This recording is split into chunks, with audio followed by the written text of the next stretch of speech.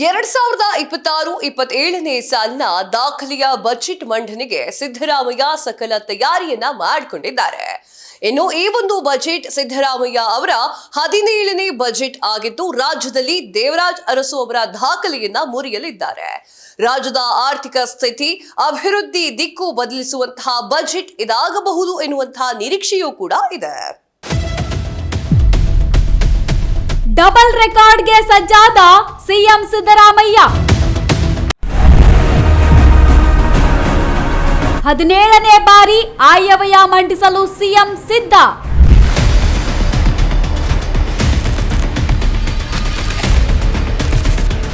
ಈ ಬಾರಿಯ ರಾಜ್ಯ ಬಜೆಟ್ ಮಂಡನೆಗೆ ಕೌಂಟ್ ಡೌನ್ ಶುರುವಾಗಿದೆ.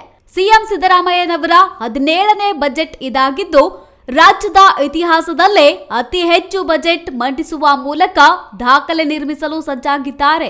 ಕರ್ನಾಟಕದ ಇತಿಹಾಸದಲ್ಲೇ ಅತಿ ಹೆಚ್ಚು ಕಾಲ ಮುಖ್ಯಮಂತ್ರಿಯಾದ ದಾಖಲೆಗೆ ಜನವರಿಯಲ್ಲಿ ಸಿದ್ದರಾಮಯ್ಯ ಪಾತ್ರರಾಗಿದ್ದಾರೆ. 7 ವರ್ಷ 239 ದಿನಗಳ ಕಾಲ ಸಿಎಂ ಆಗಿದ್ದ ದೇವರಾಜ್ ಅರಸು ದಾಖಲೆಯನ್ನು ಸಿದ್ದರಾಮಯ್ಯ ಹಿಂದಿಕ್ಕಿದ್ದಾರೆ. ಇದೀಗ ಬಜೆಟ್ ಮಂಡನೆಯಲ್ಲಿಯೂ ದಾಖಲೆ ನಿರ್ಮಿಸಲಿದ್ದಾರೆ.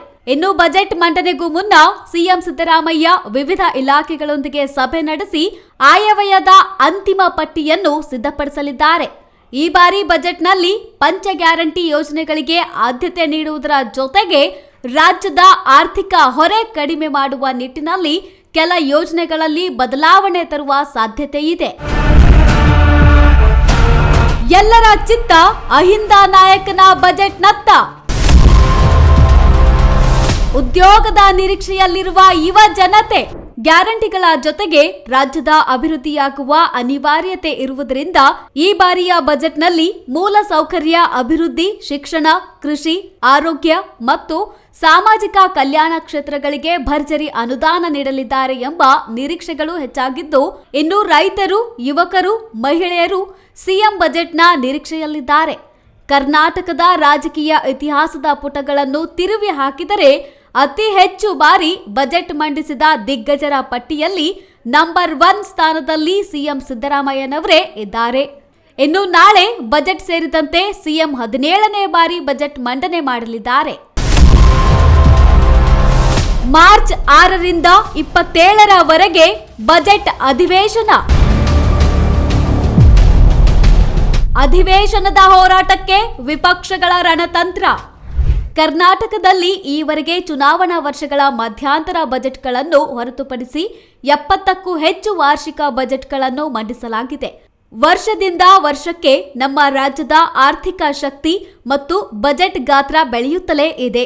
ಕಳೆದ 2025-26ನೇ ಹಣಕಾಸು ವರ್ಷದಲ್ಲಿ ನಮ್ಮ ರಾಜ್ಯದ ಬಜೆಟ್ ಗಾತ್ರ ಮೊದಲ ಬಾರಿಗೆ ಬರೋಬ್ಬರಿ 4 ಲಕ್ಷ ಕೋಟಿ ಗಡಿ ದಾಟಿ ಇತಿಹಾಸ ಸೃಷ್ಟಿಸಿತ್ತು.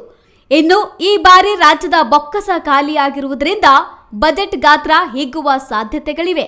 ಇನ್ನು ಈ ಬಾರಿಯ ಬಜೆಟ್ ಅಧಿವೇಶನವು ಮಾರ್ಚ್ 6ರಿಂದ ಮಾರ್ಚ್ 27ರವರೆಗೆ ನಡೆಯಲಿದ್ದು ಒಟ್ಟು 14 ದಿನಗಳ ಕಾಲ ವಿಧಾನಸಭೆ ಮತ್ತು ವಿಧಾನ ಪರಿಷತ್ನ 2 ಸದನಗಳಲ್ಲಿ ಚರ್ಚೆಗಳು ನಡೆಯಲಿವೆ.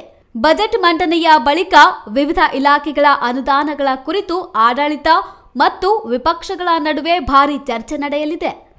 ಸಿದ್ದರಾಮಯ್ಯ ಅವರು ಮಂಡಿಸಲಿರುವಂತಹ ಈ ಒಂದು ಬಜೆಟ್ ಮುಂದಿನ ರಾಜ್ಯದ ಆರ್ಥಿಕ ಸ್ಥಿತಿ, ಅಭಿವೃದ್ಧಿಯ ವೇಗ ಮತ್ತು ಜನಪರ ಕಾರ್ಯಕ್ರಮಗಳ ದಿಕ್ಕನ್ನ ಬದಲಿಸುವ ಸಾಧ್ಯತೆ ಇದೆ.